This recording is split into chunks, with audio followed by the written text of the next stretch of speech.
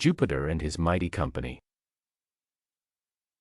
A long time ago, when the world was much younger than it is now, people told and believed a great many wonderful stories about wonderful things which neither you nor I have ever seen.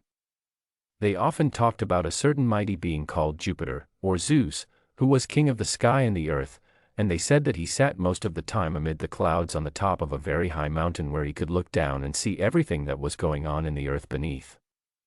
He liked to ride on the storm clouds and hurl burning thunderbolts right and left among the trees and rocks, and he was so very, very mighty that when he nodded, the earth quaked, the mountains trembled and smoked, the sky grew black, and the sun hid his face. Jupiter had 2 brothers, both of them terrible fellows, but not nearly so great as himself. The name of one of them was Neptune, or Poseidon, and he was the king of the sea.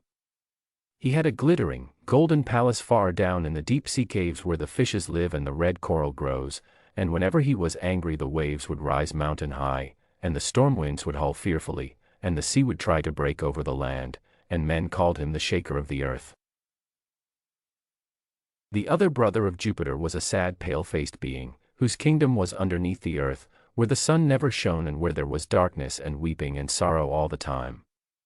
His name was Pluto, or Aeneas, and his country was called the lower world, or the land of shadows, or Hades.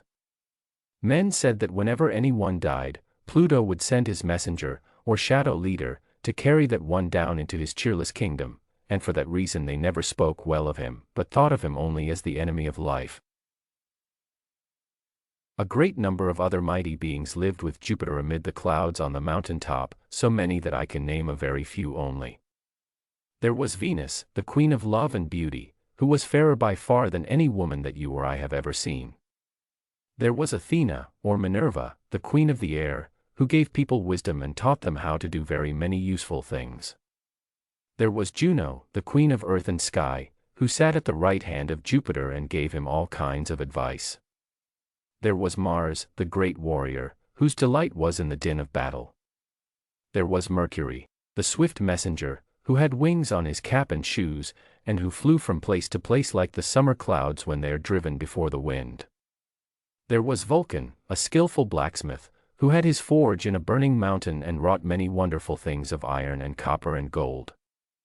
And besides these, there were many others about whom you will learn by and by, and about whom men told strange and beautiful stories. They lived in glittering, golden mansions, high up among the clouds, so high indeed that the eyes of men could never see them.